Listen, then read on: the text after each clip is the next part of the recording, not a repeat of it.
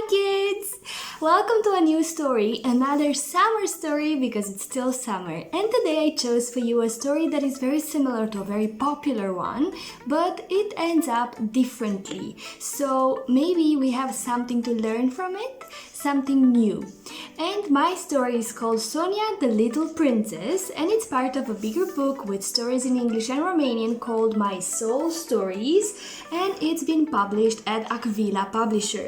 And if you're ready, my dear ones, I should start reading the story. And let's find out who Sonia is, shall we? The sun reflected in the clear sea water. It was a warm summer day and the sand was smooth. However, under the clear water lay a different world, a world of marine creatures, of colorful fish and octopi with long tentacles, and a world of dolphins and seahorses. Wow! Some lived at the bottom of the sea, and here also lived a little mermaid, a princess called Sonia. Ever since she was a little girl, her parents have kept her away from the world above the water, describing it as a dangerous place where she must never go no matter what would happen. Sonia had a happy life. She had many toys and also she had lots of friends. Her best friend was an octopus called Nita. Nita, today I want you to come with me to visit Tony the fish, said Sonia. Of course! I know that today is his birthday and there will be a party with many guests, said Nita. Oh, I almost forgot! We should find a nice gift for this special occasion, said Sonia. Thus, they chose together a nice gift for their friend Tony the fish. They then walked to his house, and it wasn't hard to find out where the house was because the music could be heard from a great distance. When they got there, they saw lots of creatures, some of which were their friends, but also many others who were completely unknown. Sonia slightly felt out of place among all those unknown fish, but she was trying to feel better, and she wanted to dance and enjoy the party.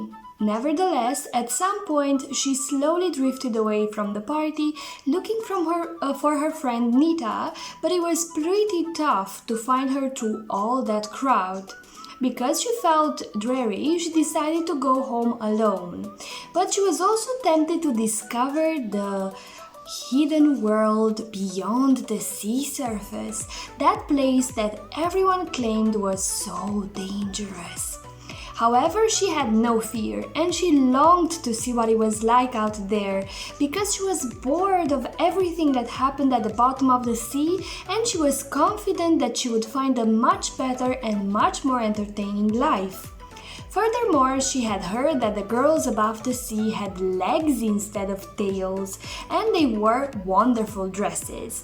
After all the swimming, she realized that she was in a completely unknown place. And the strangest thing was that fireball that seemed it could fall into the sea at any moment. Do you know what that was? Shh, we shall find out. At the surface of the water, she felt a pleasant warmth, but she did not know that it was the sun that shed its light and heat all over the world. Am I there yet? Sonia was wondering. Then she saw a group of people who were swimming closer and closer. She was thinking that she should go and greet them. She headed their way, and even from afar, she was amazed when she saw their legs. She wished she could have legs like that. Hello, my name is Sonia, she said to a group of people. Hello, one of the girls replied. But why should we care about meeting you? Sonia was astonished when she heard the question. She expected the people above the water to be as welcoming as the creatures of the sea. She did not know what to answer, so she began to swim away. But at that point, everyone saw her tail. Look, it's a mermaid! It's a real mermaid! She heard voices all around her. Let's catch her and show it to everybody, said the man. When Sonia heard that, she realized she was in great danger and that she needed to go home where she was safe. The most important thing was to get away from the people who were chasing her. So she was so scared that she tried to swim, but she couldn't. She couldn't even swim as fast as she could before. But somebody comes to her rescue, and guess who it was? It was Nita, her best friend, who hadn't forgotten about her friend, and when she realized that Sonia disappeared, she began to look everywhere for her. When she couldn't find her anywhere, she immediately thought that Sonia had swum all the way to the surface of the sea. She called for help and set off to rescue her. She arrived in the nick of time. Hearing her desperate cries for help, Nita found Sonia quickly. One of the creatures that had come to help was White Tooth, the shark, and he chased away all those who were after Sonia without hurting them though. "Thank you, Nita! You saved me!" she said when she was in the clear. "You're welcome, but I am disappointed in your behavior. I knew you didn't want to live on the bottom of the sea anymore, and I knew you wanted something else, but I didn't expect you to leave all of a sudden and alone without even saying goodbye." "Nita, I'm sorry. I'm sorry for everything I did, and you are all right. The world is much better here, and I should be thankful for what I have." So, Sonia stayed forever with her loved ones at the bottom of the sea. Now she was very happy with what she had, and she never thought about the people or the life on the surface of the sea. And that's how the story ends. And this is quite a different ending than the other story that we all know. What is the other story, my dear ones? It's the Little Mermaid, right?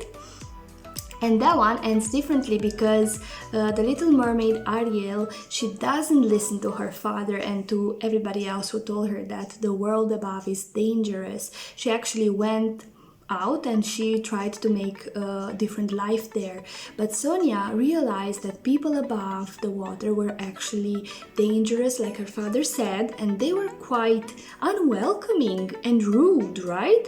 Of course, not all of them are like that, but look, your parents are usually right when they tell you something, and many times maybe you don't want to listen to them, and maybe you think that they just set rules because they want to, but you should know it's not true.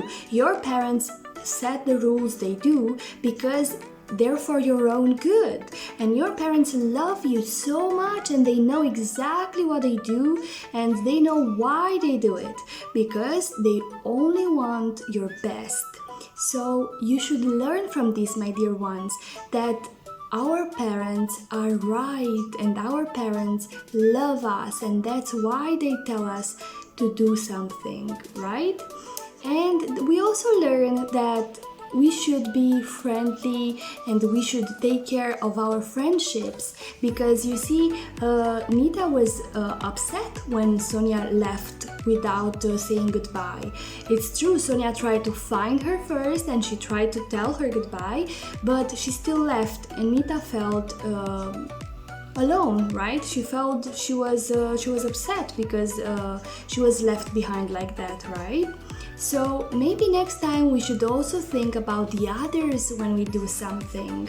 When we want to play a game that maybe our family doesn't want to play, or we want to do something that our family doesn't want to do, we should also think what they want to do.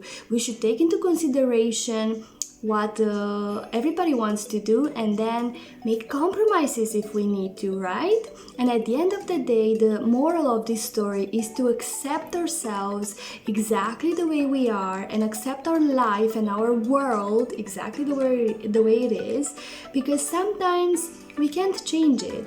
So it's exactly the same with the virus now, with the coronavirus. We can't change that the virus is around us, but we can change how we see it, how we perceive it, right?